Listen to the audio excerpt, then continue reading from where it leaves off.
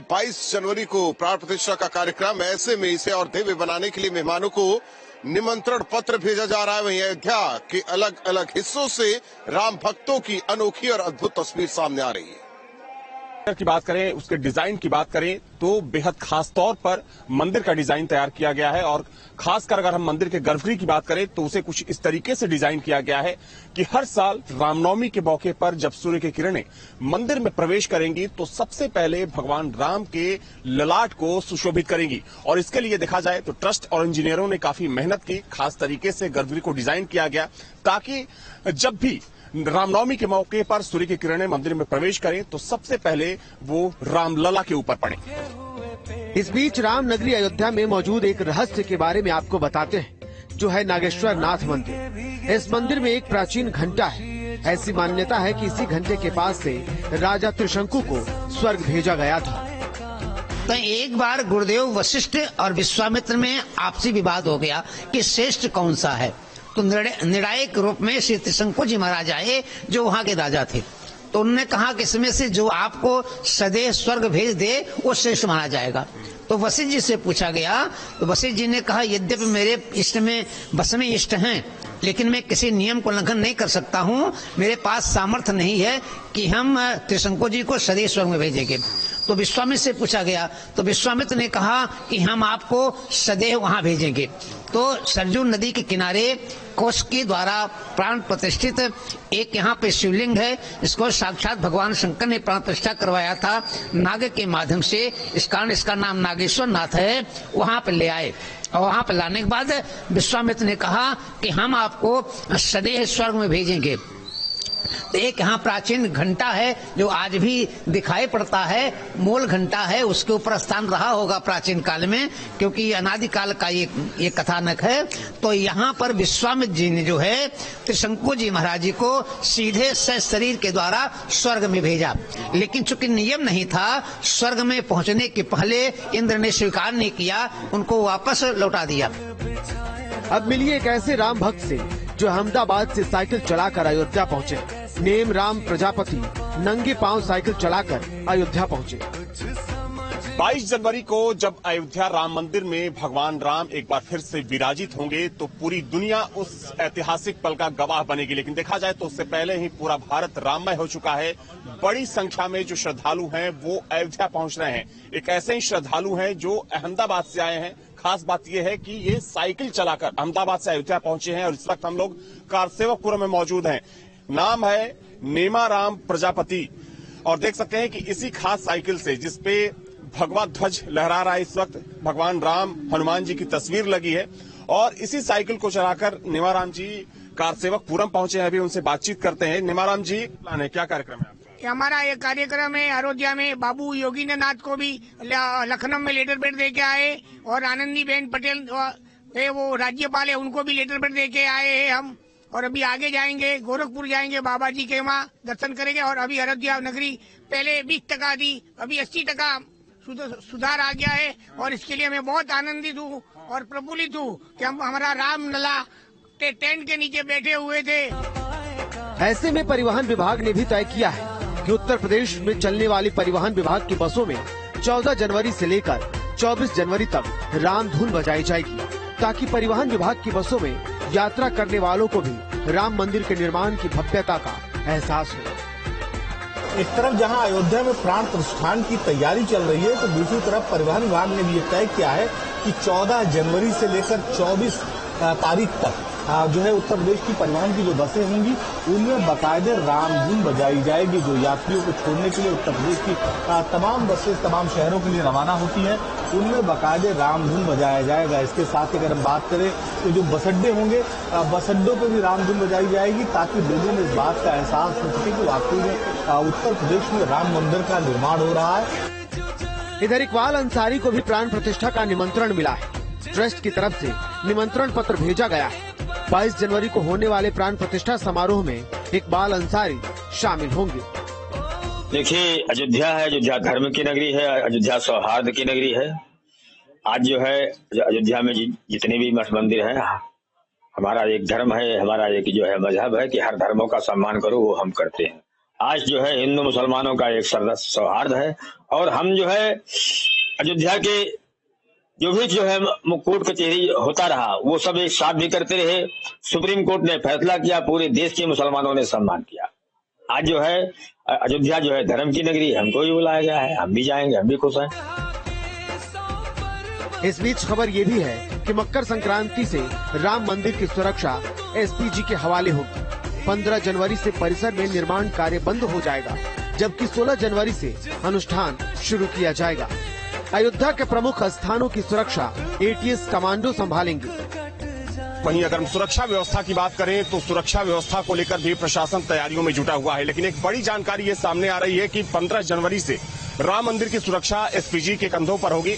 और देखा जाए तो चूंकि एसपीजी के जो अधिकारी हैं वो इससे पहले भी कई बार राम मंदिर परिसर का दौरा कर चुके हैं, लेकिन मकर संक्रांति के बाद जो पूरा जन्मभूमि परिसर होगा वो एसपीजी के हवाले होगा। क्योंकि देखा जाए तो प्रधानमंत्री नरेंद्र मोदी के साथ तकरीबन 7,000 जो वीवीआईपीज हैं वो प्राण प्रतिष्ठा के दिन जन्मभूमि परिसर में मौजूद रहेंगे। वैसे में सुरक्षा व्यवस्था में कहीं से कोई कसर ना रह जाए, इसके लिए जो तमाम एजेंसियां हैं वो पहले से ही तैयारियों में जुटी हुई है। हालांकि अगर मौजूदा समय की बात की जाए तो मौजूदा समय में यूपी पुलिस के साथ साथ जो एसएसएफ की बटालियन है वो सुरक्षा में यहाँ पर तैनात है।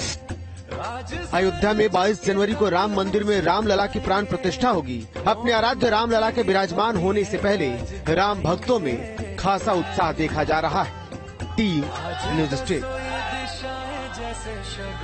राम भक्तों में खासा उत्साह देखा जा रहा है। रामलला को लेकर इंतजार अयोध्या वासियों के साथ साथ पूरे देश को या कहें पूरे सनातन से जुड़े लोगों को, दुनिया के लोगों को है, क्योंकि आराध्य प्रभु श्री राम सबके लिए है।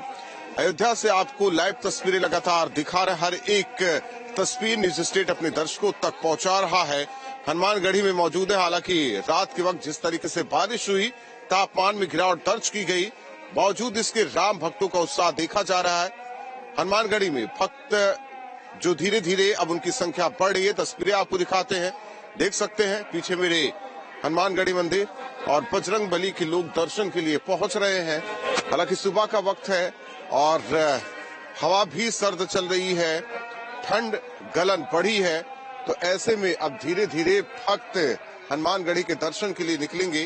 कहा जाता है कई भक्त ऐसे जो सरयू में स्नान करते हैं, सरयू में स्नान कर नागेश्वरनाथ मंदिर में जल चढ़ाते हैं और वहां से हनुमानगढ़ी वो पहुंचते हैं दर्शन करने के लिए और फिर राम लला के दर्शन के लिए वो निकलते हैं। जहां मैं खड़ा हूं वहां से लेफ्ट साइड ये भक्ति पथ, यहां से सीधे राम लला के लिए भक्त जाते हैं। कहां से आए आप? कुशीनगर से। सुबह सुबह हम लोग कल के आए हुए हैं। कहाँ गए? कुशीनगर तमकुही से। ये कहाँ? हनुमानगढ़ी, अब राम जन्मभूमि जा रहे हैं। तो कल से आया दर्शन? तो रात में रुके थे, शनिवार का। इस समय से निकलेंगे, पूरा दिन भर घूमेंगे। कैसा लग रहा है? बहुत अच्छा, बहुत ही अच्छा नजारा है यहाँ का। पहले आए कभी?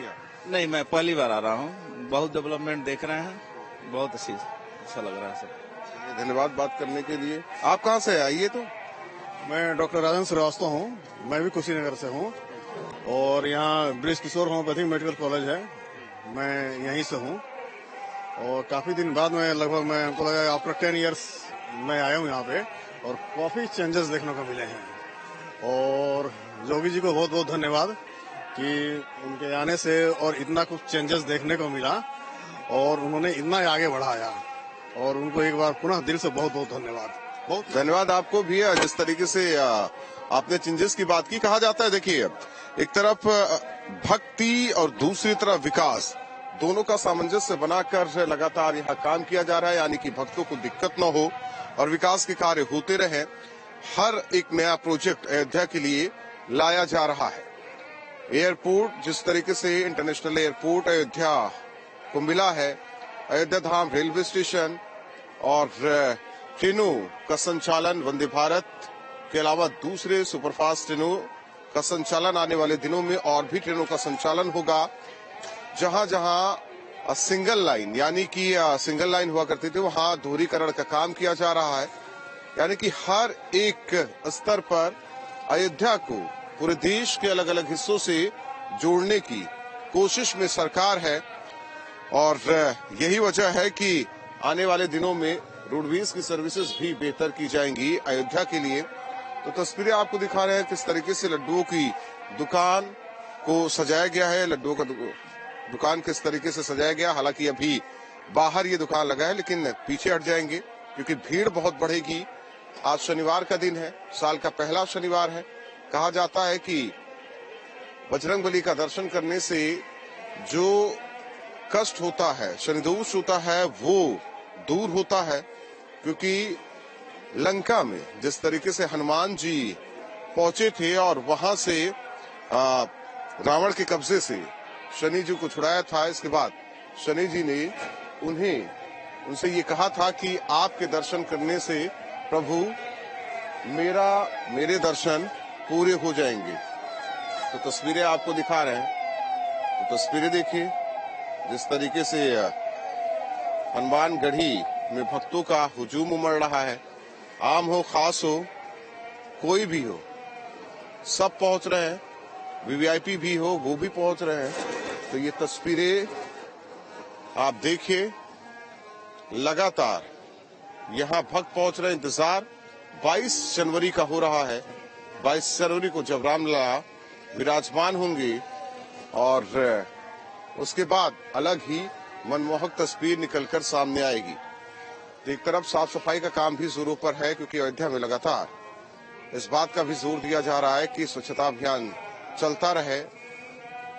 भक्ति पथ हो, राम जन्मभूमि पथ हो या फिर राम पथ हो, हर जगह ये देखा जा रहा है कि वहाँ साफ सफाई का दौर सुबह शाम दोपहर हर वक्त चल रहा है। तो ऐसे में समझा जा सकता है कि जिस तरीके से अयोध्या को एक तरफ विकसित किया जा रहा है, ये आपको दिखा रहा है। ये देखिए भक्ति पथ है, ये अभी थोड़ा सुनसान या कहे कि कुछ ही लोग दिखाई दे रहे हैं। और दोपहर होते होते आप देखेंगे कि यहाँ भारी भीड़ उमड़ पड़ती है, क्योंकि यही रास्ता राम जन्मभूमि की ओर जाता है। भक्त यहाँ दर्शन करके वापस यहाँ से रामलला के दर्शन के लिए जाते हैं। क्या है तुम्हें?